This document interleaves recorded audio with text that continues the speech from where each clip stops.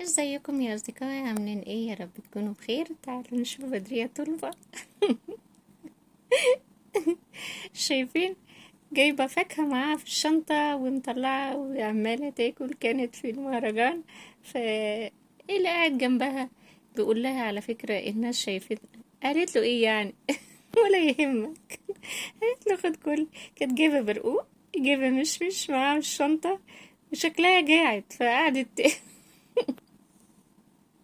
اللي قاعد جنبها قاعد يضحك، وهي عمالة تديله وتقول له خد خد كل. قال لها بس الناس شايفانا. قالت شاورت بإيدها كده. قالت ايه يعني؟ لا الكاميرا. قالت له يعني. على فكرة الفيديو ده عندي من زمان، من مدة شهر يا جماعة. إيه بس هو دلوقتي عليه موسيقى، فكان نفسي اسمعكم عشان تضحكوا معايا.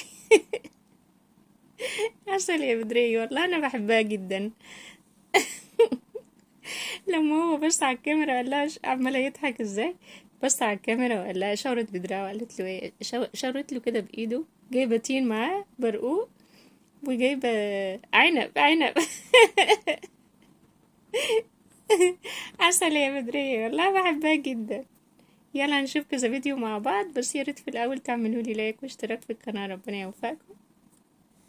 هنا مي كساب بعد الرجيم، وزوجها اوكا.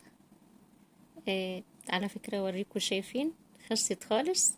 بعد كانت عملت مسلسل مع محمد رمضان، فعملت رجيم وخست خالص. على فكرة هي أنا بحبها جدا، هي دايما بتلبس لبس محترم. وعلى فكرة هي إنسانة كويسة جدا على فكرة يعني. هي كانت في فندق، وكانت خارجة رايحة تركب العربية بتاعتها. ودائما الناس تتكلم عليها دي متجوزة واحد أصغر منها ب15 سنة. ايه يا جماعة؟ ايه الكلام ده؟ هو راضي وهي راضية. ايه يعني؟ وبعدين هي مش كبيرة يعني للدرجة دي.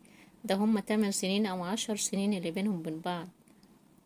إيه يعني؟ هو بحبها وهي بتحبه، وهو خلف منها أطفال، فحرام يعني. الناس تقعد تتكلم عليهم. هو بحبها وهي بتحبه، بلاش الكلام ده. بلاش ان هو تقولوا ان هو زي ابنها، ان هو ايه يعني؟ ايه يعني كانت خلفته يعني وهي عندها 8 سنين؟ يا حول الله يا رب، او 10 سنين. ايه الكلام ده؟ شايفين؟ دي ممثلة قديمة، وممثلة قديرة يعني، قديمة يعني من زمان. اوكي. كانت عمالة تلعب مع كلب اسمها نهال. تعالوا هنشوف هي بتقول ايه. على فكرة انا بحبها جدا، لان هي طيبة وبرضه بتلبس لبس محترم. ودائما كنت بحب التمثيل بتاعها. كانت عاملة مسرحية زمان، كانت عاملاها مع سمير غانم، كنت بحب اتفرج عليها. وليها مسلسل برضو كان حلو، كان اسمه العصيان. يلا بقى نسمعها بتقول ايه للكلب. بتدلعه يعني، بتدلع الكلب اخر دلع. صوتينه يا جماعه. يعني انت سودا في كابالي وديسكو. ده ولد. تمام كده. يا اخي انت حلوه حلوه يا سيدي. انت حلوه حلوه حلوه يا اخي. حلوه حلوه حلوه. هي انت قوي شويه، قوي شويه. ها؟ قوي شويه. حلوه حلوه. انت حلوه حلوه. انت حلوه حلوه. بتشم ريحه كابالي وديزني. وبيشم بصي.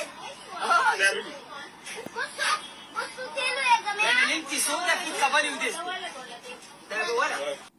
زي ما شفتوا كده، حفيدتها كانت معاها ما شاء الله زي القمر.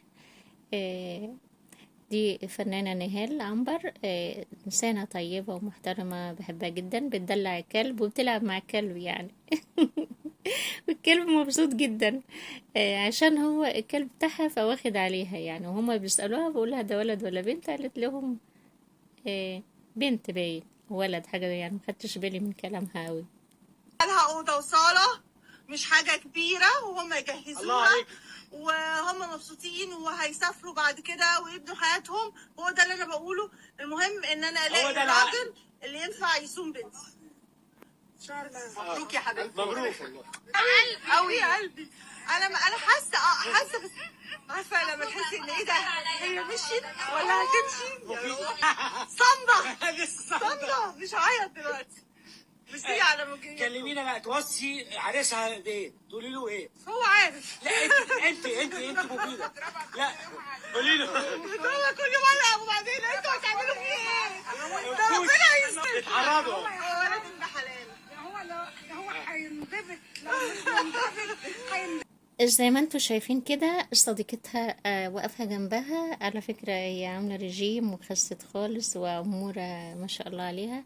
هي عاملة رجيم من زمان وخست. هي قالت ان بنتي اتجوزت في أوضة وصالة وما جبتش حاجات كتير، جبنا حاجات بسيطة جدا. على فكرة أهم حاجة وأرق حاجة في الموضوع إن الإنسان دائما يجيب حاجات رقيقة وبسيطة. ده أجمل حاجة على فكرة يعني. لكن الناس اللي بتأفور وتجيب حاجات كتيرة وحاجات يعني ملهاش لازمة، كل هم هيسألت هم هيسافروا يعني جايبين أوضة وصالة على قدهم وهيسافروا هيجيبوا اللي هم عايزينه. عايزة أقول لكم بقى باي باي، الفيديو طول، مع السلامة. مش تنسوني بقى في اللايك.